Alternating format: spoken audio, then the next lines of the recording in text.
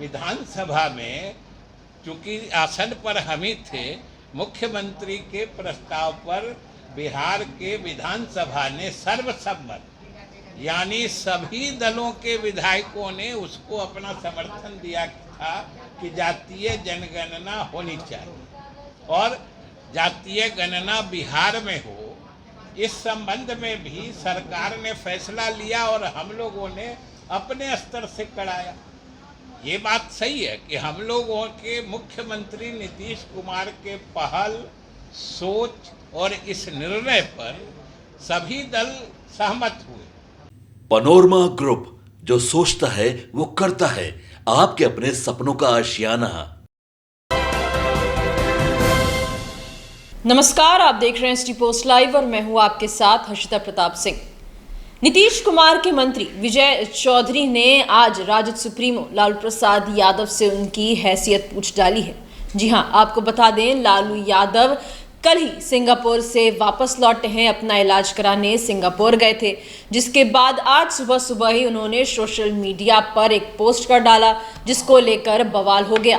अपने इस पोस्ट में उन्होंने भाजपा और आरएसएस की औकात पूछ डाली थी। साथ ही साथ यहां तक कह डाला था कि इनके कान पकड़ के दंड बैठक करवाएंगे और कोई भी जाति जनगणना कराने से रोक नहीं सकता है, जिसके बाद सियासी गलियारों में बवाल मच गया। आज एक प्रेस वार्ता के दौरान मंत्री विजय चौधरी ने लालू यादव के सामने ये सवाल खड़े कर दिए और कहा कि आखिर किस हैसियत से लालू यादव ऐसा करवाते। मीडिया वालों से मंत्री विजय चौधरी कहने लगे कि जाइए लालू यादव से ये पूछिए कि आखिर किस हैसियत से जातीय जनगणना कराने की बात लालू यादव कर रहे हैं। जातीय जनगणना और आरक्षण के मुद्दे पर लगातार बवाल मचा हुआ है। तेजस्वी यादव कभी धरने पर बैठते हैं तो अब 10 सितंबर से उनकी यात्रा बिहार में शुरू होने वाली है और उनके मुख्य मुद्दे यही दो होने वाले हैं। आज लालू यादव के ट्वीट के बाद एनडीए नेताओं की प्रतिक्रिया सामने आने लगी है और अब मंत्री विजय चौधरी ने लालू यादव की हैसियत ही पूछ डाली है।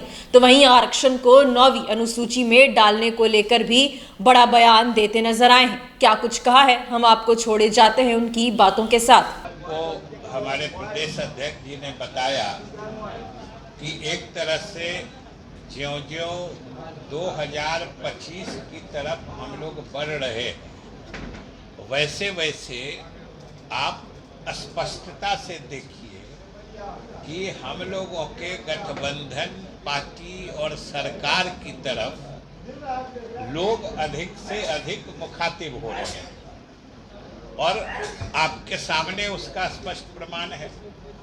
और आपने देखा है कि इसमें सभी वर्ग के लोग हैं, समाज के सभी हिस्से के लोग हैं और खास तौर से जो समाज का गरीब तबका है उसके अधिक लोग हैं। और ये आखिर सरकार की उपलब्धियों से या बिहार के ग्रामीण क्षेत्रों में भी जो जमीन पर विकास के काम हुए हैं और जिससे आम लोगों के जीवन में परिवर्तन हुआ है, उनकी जिंदगी खुशहाल हुई है, उससे प्रभावित होके ये सब लोग धीरे धीरे जनता दल यू के तरफ मतलब आकर्षित हो रहे हैं और उसी का परिणाम आज आप देख रहे हैं। और ये तभी संभव हुआ है जब मुख्यमंत्री नीतीश कुमार जी के नेतृत्व में आज जो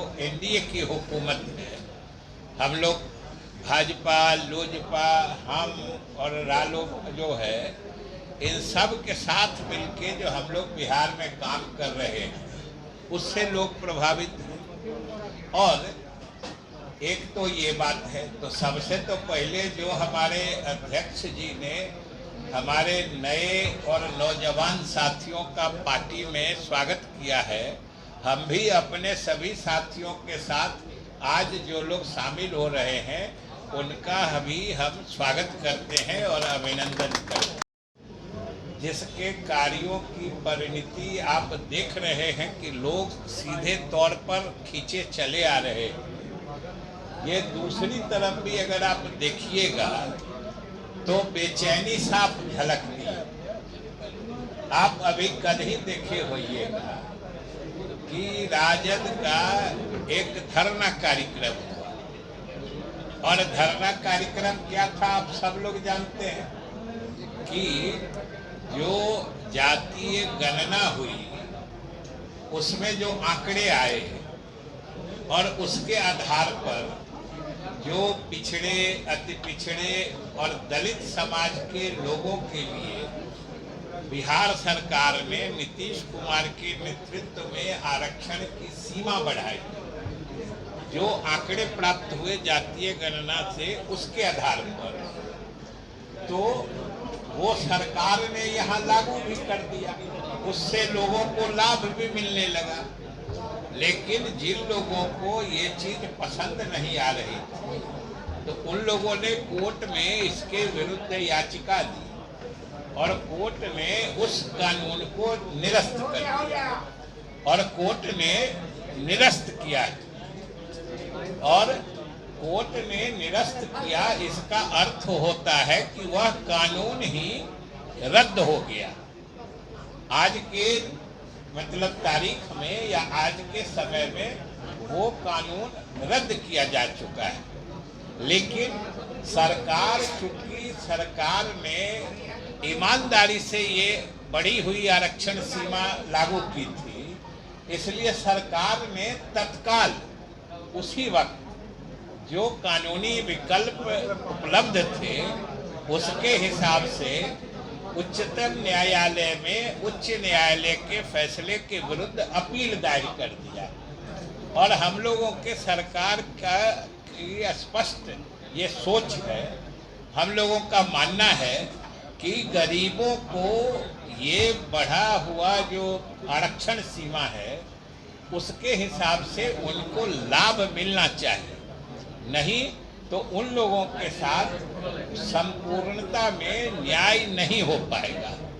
और ये तो दुनिया जानती है, पूरा देश जानता है, बिहार के सभी लोग जानते हैं कि जातीय गणना किसने कराई है। तो आज यह कहने का कोई जोड़ करे कि हमने कराई, हमने कराई है, मतलब जातीय गणना का फैसला कौन लेता है, कौन कराता है, ये तो बिहार के लोग नहीं समझते हैं क्या। और ये तो वही बात है कि जातीय गणना हो गई और उससे प्राप्त आंकड़े के आधार पर आरक्षण की सीमा बढ़ा दी गई और बिहार सरकार ने लागू भी कर दिया। बिहार के गरीबों को उसका हक मिलने लगा था, लेकिन न्यायालय ने कानून निरस्त कर दिया है। हम लोग उसके खिलाफ भी उच्चतम न्यायालय गए हैं। और साथ ही हम यह भी बता देना चाहते हैं कि जिसी वक्त ये बिहार विधायिका ने बिहार सरकार या मुख्यमंत्री द्वारा प्रस्तावित इस कानून को पास किया, तत्काल मुख्यमंत्री ने केंद्र सरकार को पत्र लिख के इस कानून को 9वीं अनुसूची में शामिल करने का अनुरोध भी भेज दिया। तो ये सरकार इस मामले में कदम उठा चुकी है। लेकिन आज के तिथि में जब वो कानून ही नहीं है तो 9वीं अनुसूची की बात कैसे की जा सकती है। और ये बात अभी जो पिछला विधानसभा सत्र था, जो मॉनसून सत्र था, उसमें भी एक हमारे साथी ने, विपक्ष के साथी ने विधानसभा में ये प्रस्ताव लाया था।